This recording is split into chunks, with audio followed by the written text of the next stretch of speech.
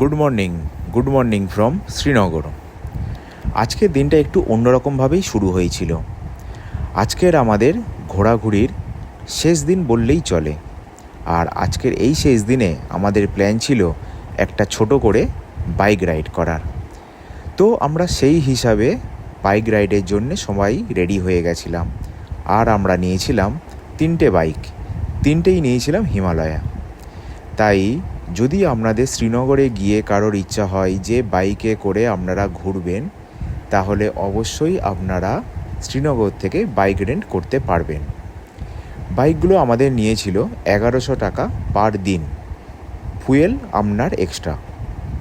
চলো তাহলে বেরিয়ে পড়া যাক। প্রথমেই আমরা বেরিয়ে কিছুক্ষণ যাওয়ার পরে ফুয়েল আপ করেছিলাম 3টে বাইকেই, আর তারপরে আমাদের জার্নি স্টার্ট করেছিলাম। শ্রীনগরের পাহাড়ি রাস্তায় বাইক রাইডের মজাই আলাদা। দুদিকে পাহাড় পর্বত, জঙ্গল, মাঝখান দিয়ে রাস্তা, এক অন্যরকম অনুভূতি। আর হ্যাঁ, রাস্তার কথা আমি আগেও বলেছি, রাস্তা কিন্তু বলতে গেলে 80% থেকে 90% রাস্তাই ভালো। খুব কম প্যাচই আছে যেগুলো হয়তো একটু খারাপ। তো আজকের আমাদের প্ল্যানে ছিল উল্লাল লেক। এই উল্লাল লেকটা একটা অফবিট জায়গায়, খুব একটা কমন নাম নয় কিন্তু। আর এই উল্লাল লেকটা শ্রীনগর থেকে ডিস্ট্যান্স ছিল প্রায় 70 থেকে 80 কিলোমিটার দূরে। তো আজকের আমাদের ডেস্টিনেশন উল্লাল লেক, এবং উল্লাল লেক থেকে আবার আমাদের ব্যাক টু শ্রীনগর। উল্লাল লেক যাওয়ার পথে বেশিরভাগ রাস্তাটাই ছিল সমতলে। খুব কম টাইমের জন্যই আমাদের পাহাড়ি রাস্তা পেরোতে হয়েছিল।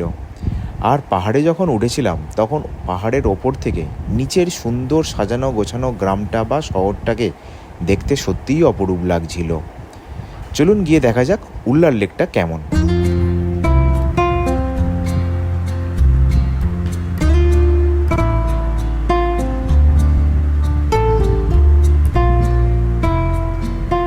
আমরা প্রায় এসে গেছিলাম উল্লাল লেকের কাছে। আর এই লেকটার আগে যে রাস্তাটা আমরা পার হয়েছিলাম না, জাস্ট 10-15 মিনিট আগে, সেই রাস্তাটা ছিল সত্যিই খুব মায়াবী। মানে সত্যিই মায়াবী।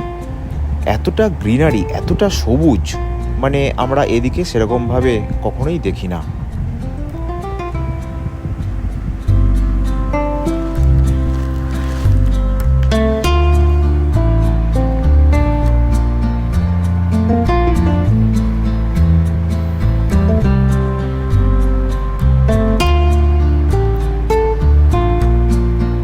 আপনারাও চাইলে কিন্তু শ্রীনগর থেকে এরকমভাবেই বাইক রেন্ট করে যে কোনো জায়গাতেই ঘুরে আসতে পারেন। তবে হ্যাঁ, সাবধানে চালাবেন, অবশ্যই নিজেদেরকে সাবধানে রাখবেন। শুধু বাইক নয়, ওখানে আপনি স্কুটিও পাবেন। আমরা নিয়েছিলাম হিমালয়ান 450। আপনারা চাইলে ওর থেকে কম সিসির বাইকও পেয়ে যাবেন, হান্টার, মেটিয়ার, বা স্কুটির মধ্যে এনটর্ক, জুপিটার। সেগুলোর মানে আপনার যে পার ডে হিসেবে যে টাকাটা নেয়, সেই টাকার পরিমাণটাও কিছুটা করে কম। দেখতে দেখতে আমরা চলে এসেছিলাম উল্লাল লেকের কাছে। এই উল্লাল লেককে চারিদিক দিয়ে ঘিরে রয়েছে সুন্দর বরফাবৃত পাহাড়। আর এই উল্লাল লেকে আপনি চাইলে কিন্তু ডাল লেকের মতন বোটিংও করতে পারবেন। সেটা ঘন্টা পিছু আপনার কাছ থেকে রেট নেবে 400-500। আপনি বার্গেনিং করে যেরকম জায়গায় আনতে পারবেন, সেটা আপনার পক্ষেই লাভজনক। তো আমরা বোটিং করিনি, যেহেতু ডাল লেকে প্রচুর বোটিং করেছি, তাই আর উল্লাল লেকে আমরা বোটিং করিনি। উল্লাল লেক দেখার পরে আমাদের হাতে প্রচুর টাইম অবশিষ্ট ছিল। তো আমরা ঠিক করলাম তাহলে নেক্সট ডেস্টিনেশন হোক ড্রুং ওয়াটারফল, যেটা হচ্ছে আপনার গুলমার্গের কাছে। বলে আমরা আবার চলে এসেছিলাম বাইক রাইড করে ড্রুং ওয়াটারফলে।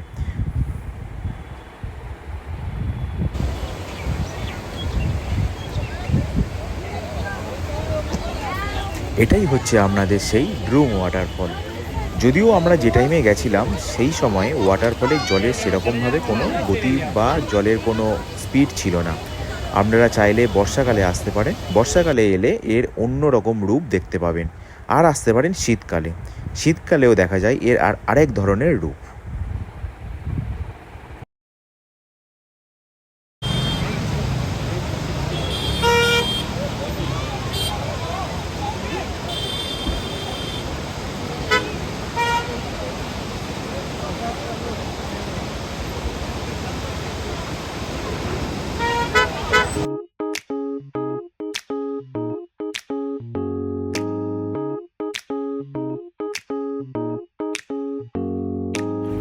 ব্রুম ওয়াটারফল দেখে পাহাড়ি সূর্যাস্ত দেখতে দেখতে আমাদের দিনটা শেষ করেছিলাম।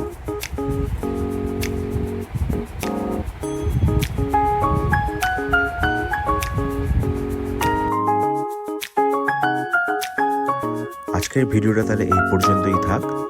পরে দেখা হচ্ছে নতুন কোনো ভিডিও নিয়ে। আর এই ভিডিওটা যদি ভালো লেগে থাকে তাহলে অবশ্যই লাইক, শেয়ার এবং সাবস্ক্রাইব করে দেবেন। দেখা হচ্ছে নেক্সট ভিডিও।